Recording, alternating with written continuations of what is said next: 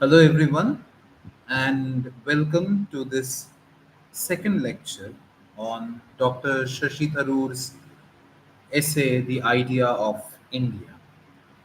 Now, in the previous essay, we had talked about some of the issues that Dr. Tharoor was talking about, and today we shall move on to the question of nationhood.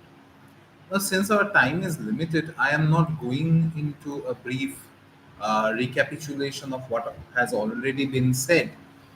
So, I am just going directly into the textual analysis and all the issues that are there in the text. So, today we will be talking about the question of nationhood. So, look, Dr. Tharoor says if caste and language complicate the notion of Indian identity, ethnicity makes it worse.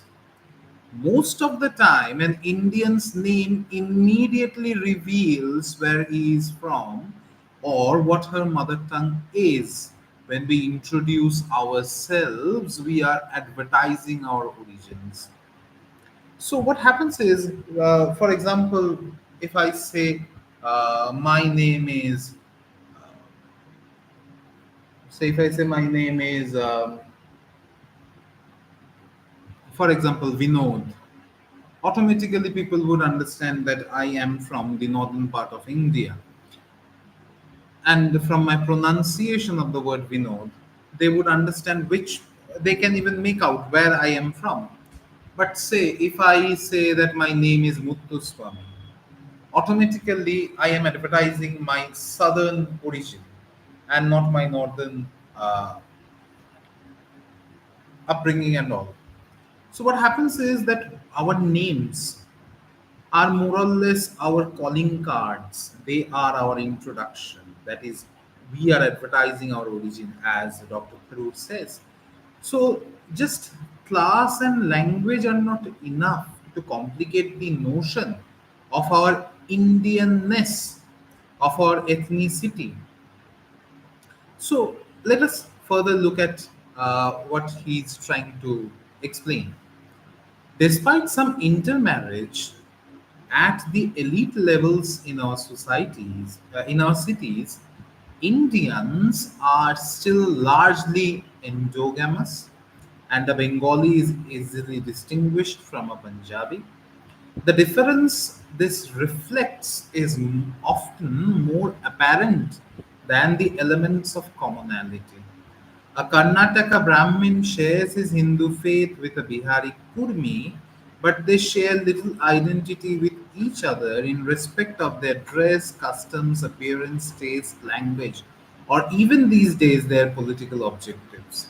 At the same time, a Tamil Hindu who feels he has much more in common with a Tamil Christian or a Tamil Muslim than, say, uh, a Haryanvi Jat with whom he formally shares the Hindu religion. So, what makes India then a nation? What is an identity? What is an Indian's identity? Let's take a very simple example. Say I am taking up the morning newspaper. There is an event. Okay, say a cyclone is coming over West Bengal, and whether I am a Brahmin, I'm a Hindu, or a Muslim, or a Christian, or whatever I am, if I reside in West Bengal, I would sympathize with the plight of the people of West Bengal more than, say, a person staying in Kanyakumari would, a person staying in Bihar would, a person staying in Himachal Pradesh would. Why? Because I am living the real life experience of the tornado, I am living the real life experience of the typhoon. Similarly, although, say, a Bengali Brahmin, I am born into a Bengali Brahmin family. Say, I, as a Bengali Brahmin, would associate more with a fellow Bengali Muslim or Christian or a Parsi than with a say, Tamil Brahmin, who is a Brahmin quite like me, but because of the geographical differences, our cultures have become very, very different, and therefore it is very difficult to quite uh, create a unison between a Bengali Brahmin and, say, a Tamil Brahmin, or a Brahmin from Himachal Pradesh and a Brahmin from Haryana. Say a Jat from Himachal, say a Jat who is now residing in Himachal Pradesh and a Jat who is now residing in Haryana. So what happens is that this is what Dr. Tharoor says, that identity is not just culture specific, identity is not just religion specific, but identity per se is also given by our ethnicity, by our geographical location, and by several factors. So, if not a single factor creates a majority, not a single factor creates a unison in identity, not a single factor creates our cultural existence, then what should be considered the marker of identity, culture, and so on and so forth? This is the question that Dr. Tharoor is putting before us. And this is a very vital, foundational, fundamental question that we will have to address as Indians. Who then becomes a quintessential Indian? Remember, this is the question from which our discussion sprouted. And this is the question to which we are back today. So now look, he says, when an Italian nation was created in the second half of the 19th century, out of a mosaic of principalities and statelets, one Italian nationalist, Massimo Tapparelle de Azeglio, wrote, "We have created Italy. Now all we need to do is to create Italians." It is striking that a few decades later, no Indian nationalists succumbed to the temptation to express a similar thought. The prime exponent of modern Indian nationalism, Jawaharlal Nehru, would never have said, "We have created India, now we have to create Indians," because he believed that India and Indians had existed for millennia before he articulated their political aspirations in the 20th century. Now, look,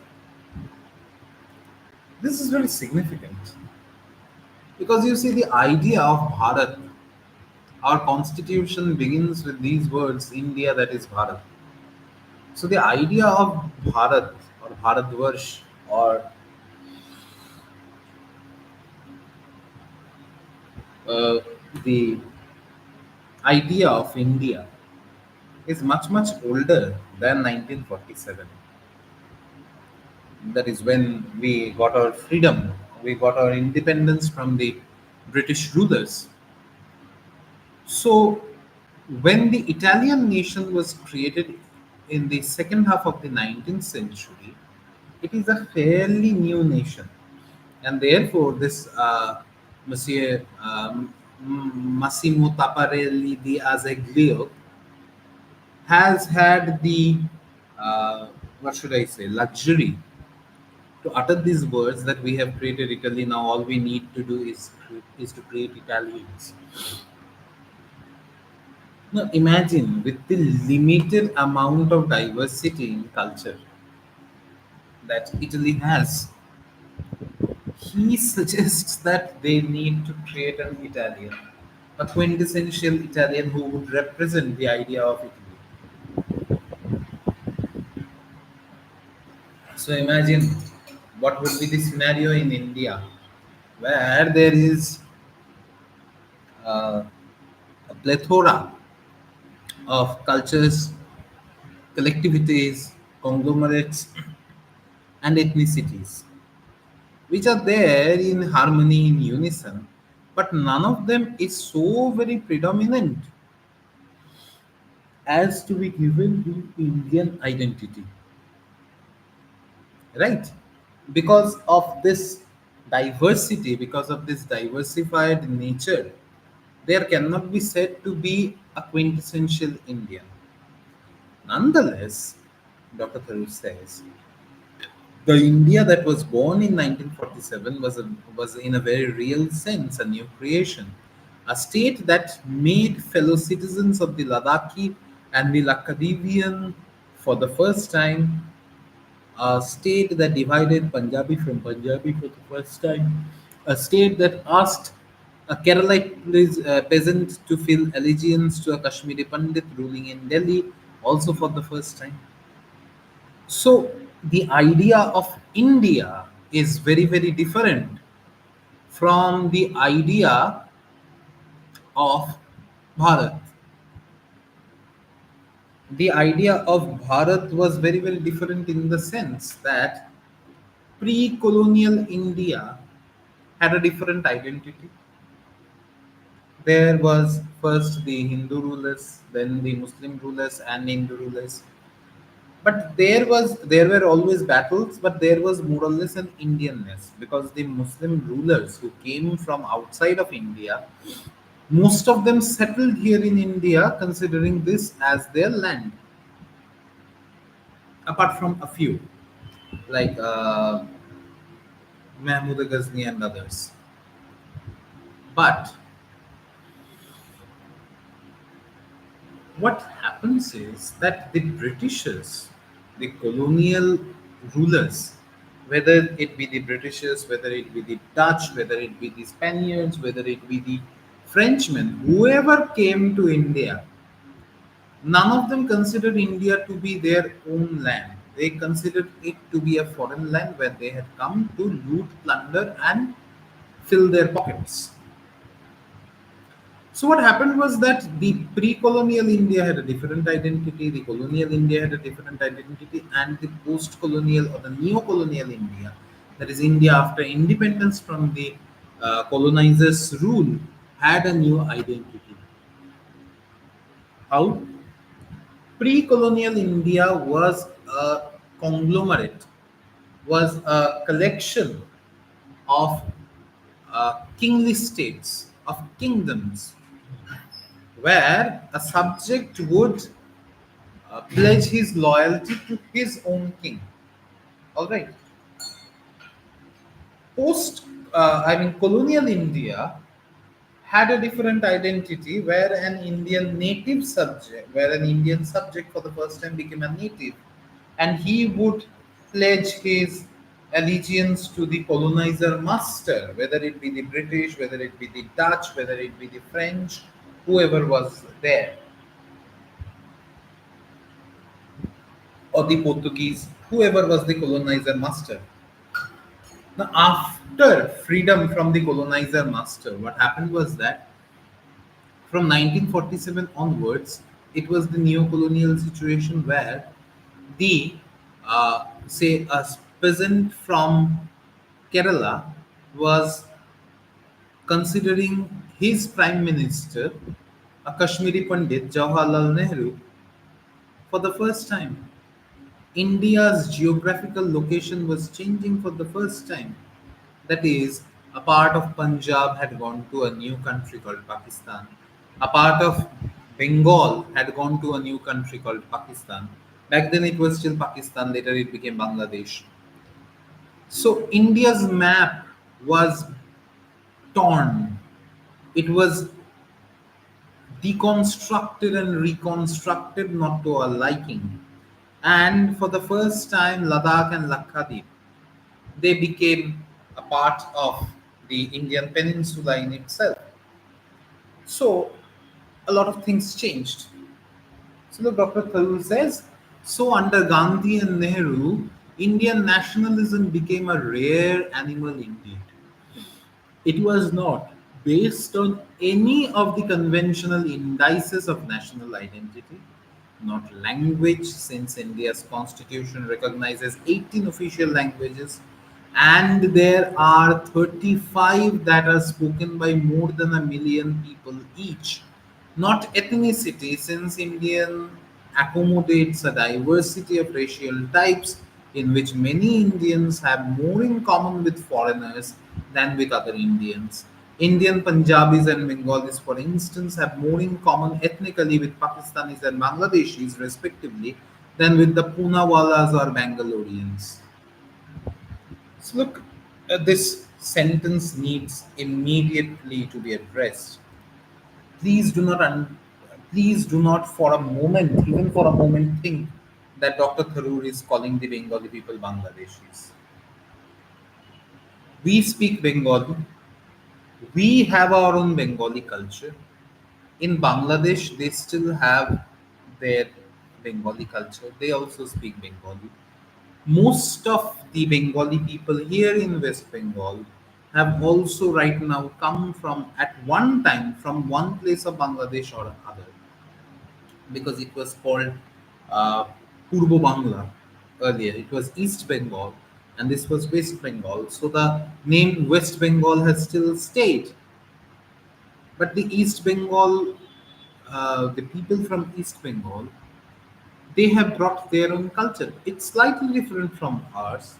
It's slightly different from the West Bengal culture, but it has more grounds of commonality with the culture of West Bengal than, say, a Bengali would feel akin to a Punjabi. Right? Similarly, Punjab, which was divided in two parts, one part fell to Pakistan, one part fell to India. There was a clear cut uh, similarity between these two parts.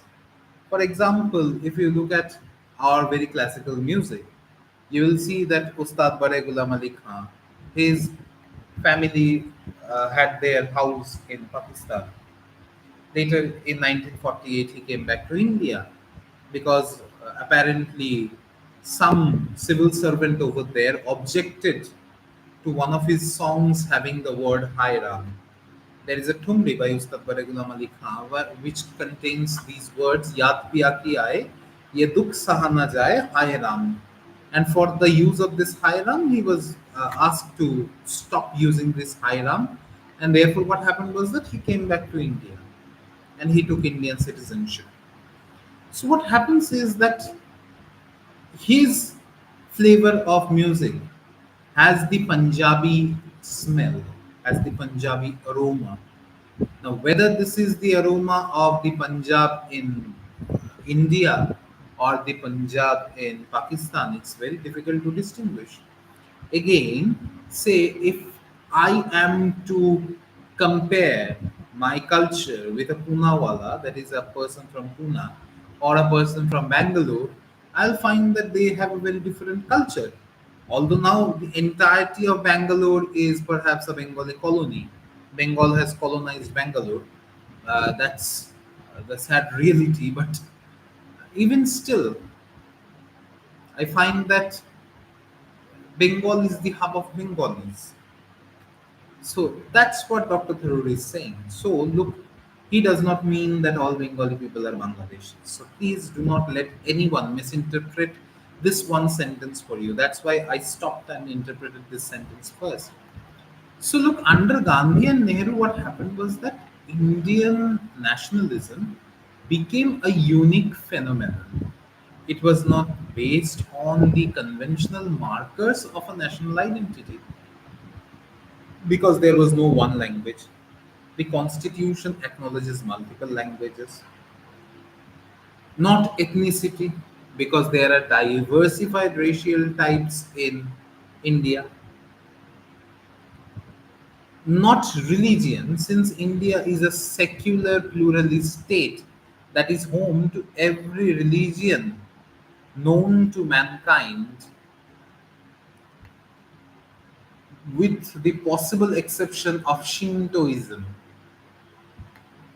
So, look, India has so many religions that perhaps every religion exists in India, every major religion at least exists in India. Hinduism, Islam, Christianity, Judaism, the Jain faith, Buddhism, Zoroastrianism, everything exists in India except perhaps Shintoism. Not geography, since the natural geography of the subcontinent, the mountains and the sea, was hacked by the partition of 1947. So look, we are not divided by geography because we have a mountain, we have many seas, despite whatever happened in the partition. And not even territory, since by law anyone with one grandparent born in pre-partition India outside the territorial boundaries of today's state is eligible for citizenship. Indian nationalism has therefore always been the nationalism of an idea. Now, this thing might change with the advent of the uh, new laws, that is the NRC and the CAA, but still, it's there. That is the first part of the Constitution. It talks about from Article 5 to Article 11, it talks about citizenship. And in these six articles, Article 5, 6, 7, 8, 9, 10, 11, sorry, these seven articles, they talk about uh, citizenship. And there is the provision that if one of the predecessors, that is father or mother, was an Aboriginal Indian, you had the choice of coming back. You had the choice of taking Indian citizenship. Now, Indian nationalism is therefore not based on the conventional markers. It is therefore a nationalism of ideas. All right. So, what kind of an idea? If this is not based on a factual matrix and an idealistic matrix, then what kind of an idea? Look, Dr. Tharoor explains it is the idea of an ever land emerging from an ancient civilization united by a shared history, sustained by pluralist democracy. India's democracy imposes no narrow conformities on its citizens. The whole point of Indian pluralism is you can be many things and one thing. You can be a good Muslim, a good Keralite, a good Indian, all at once. The Indian idea is the opposite of what Freudians call the narcissism of minor differences. In India, we celebrate the commonality of major differences. If America is a melting pot, then India is a thali, a selection of sumptuous dishes in different bowls. Each tastes different and does not necessarily mix with the next, but they belong together on the same plate and they complement each other in making the meal a satisfying repast. Look, this is a very intelligent anecdote, a very intelligent analogy. That is, he says that India is a civilization which has a shared cultural history. A Hindu over here has a long history from the Vedic ages to Mohenjo-daro to Mehergarh and so on and so forth. A Muslim also has a very direct ancient history over here that is almost as old as 1,000 years. A Christian also has a history over here of over 200 years. So, what happens is that from historical perspective, it's like a confluence of several histories. It is like the historiography of diverse cultures. It is like the historical confluence of diverse cultures which has created and sustained the pluralist democracy that India is. But India is not a democracy of conformities. That is, if, for example, look, maybe in 2021 or 22, uh, a bill came up. The bill was uh, not very helpful for the farmers. And the farmers of Punjab and Haryana kept on protesting against it, so much so that the government had to take that bill back. So, what happens is that we are not a democracy of conformities, rather, we think for ourselves. And because the Punjabi community protested against that bill, nobody batted an eye, rather, the entire country supported them. When in Kashmir and Jammu, the government, after the amendment of Article 370, when in Jammu and Kashmir, the government had cut out the internet services, the entire country became very, very vocal. So you see, we are not a democracy of conformities by the citizens. We are rather a democracy of pluralism. We are many things. I can very well be a law abiding citizen. I can very well be a good Brahmin. And I can very well celebrate Eid with my friend. And I can very well be a good Indian. And I can be all of these at once. I can be a very good Muslim. I can be a very good Bengali. I can be a very good helper in pandal hopping during Durga Pujas, and I can be a very good Indian simultaneously. That, my friends, is the beauty of the Indian pluralism. That is the beauty of Indian pluralist democracy. So what happens is that we do not suffer from the narcissism of minor differences. That is, say he wears saffron, he wears green, and saffron and green do not mingle. Sorry, everything mingles in India. Look at our national flag. You take up a saffron, you take up a green, put a little bit of white piece in between them, and put a little bit of blue. You have the Indian flag. Everything comes together. So look, we in India we celebrate the commonality of major differences. That is, we celebrate Durga Puja, we celebrate Eid, we celebrate Christmas, but we maintain that Durga Puja is for the Hindus, Eid is for the Muslims, and Christmas is for the Christians. We respect those major differences, but nonetheless we participate and we enjoy on all different occasions. So, in this regard, Tharoor calls India not a melting pot like America, where diverse cultures have come and intermingled to create one heterogeneous hodgepodge, but he calls India a thali. This analogy is very interesting because look, thali contains rice, which comes from Bengal, Assam, and these areas. Thali contains roti, which comes from the northern part of India. Thali contains sabzi, which comes from all over India. And in India, right now, we cannot think about any sabzi without potato. Now, potato was not aboriginal to India. The Portuguese brought potato when they came to India, and the potato used to primarily come from Surat. Therefore, in Portuguese, they perhaps call it batata, and therefore, in many areas in India, still potato is called batata. In Surat, it is often called batata surata. So, what happens is that without potato or aloo, we cannot think of our meal right now.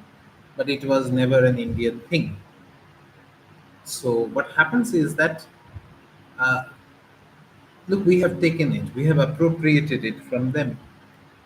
Then look, a thali might contain fish, which primarily comes from the Gangetic plains and the rivers, maybe from Bengal or Kerala. It has mutton again from Kerala or the northern part of India. It maybe has some chutney, which different places have different recipes for. It maybe has a little bit of kheer, or as in Bengali we call it payesh. That's a sweet. But look, apparently these things are very different meals. Say roti sabzi go hand in hand. Roti dal go hand in hand. Chawal dal go hand in hand. But chawal roti do not go hand in hand. But what happens in a thali is that you have a collection of meals that come together, and they create one total meal. These meals may be jarring in themselves, but when they come together, they create a silly symphony that suddenly starts making sense. And therefore, similarly, India is such a hub of differences where these silly symphonies created and all of it starts making sense. How we do not know, but it still makes sense. So the idea of India, as Rabindranath Tagore and more recently Amartya Sen have insisted, is of one land embracing many. It is the idea that a nation may endure differences of caste, creed, color, conviction, culture, cuisine, costume, and custom, and still rally around a consensus. Now, this is totally Tharoorian uh, bravado, where he is using so many C's: caste, creed, color, conviction, culture, cuisine, costume, custom, and consensus. So we can wear anything, we can be of any caste, any creed. Our skin colors may differ, our ideas may differ, our convictions, our cultures may differ. In South India, people might believe in Jallikattu. In North India, we might believe in, say, something like sacrificing a pumpkin. In West Bengal, maybe we might believe in sacrificing a pumpkin, or say maybe we can have 10,000 different beliefs.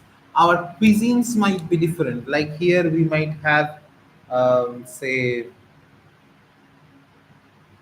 a lassi which is sweeter. Some place we might have chas.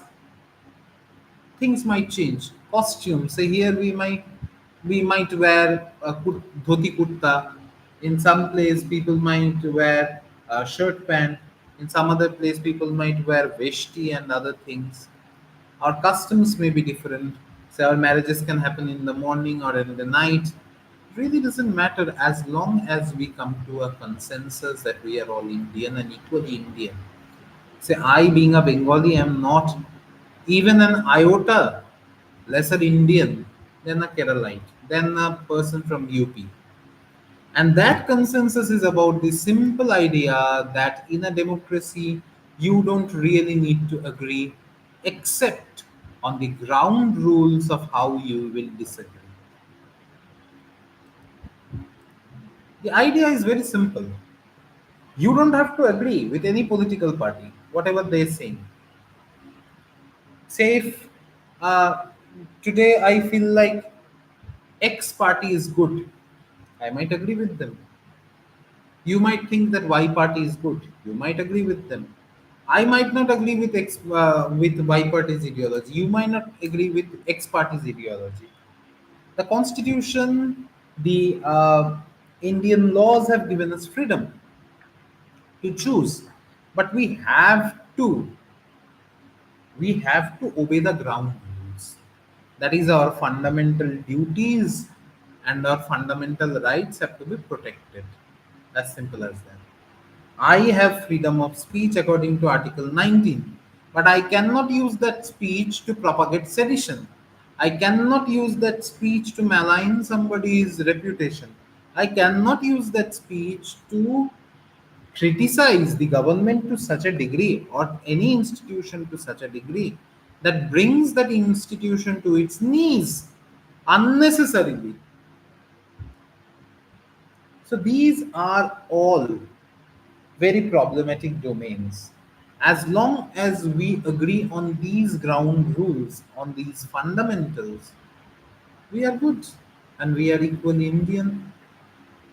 So that is what Dr. Tharoor has to say about the idea of India, and he presents it as a mosaic where we coexist in harmony, sometimes a little bit of disharmony, but in general, in harmony.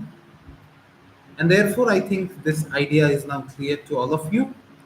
If there are any questions, please look at the two videos, the previous one and this one once again, and ask your question in the comment section. I'll be very happy to answer.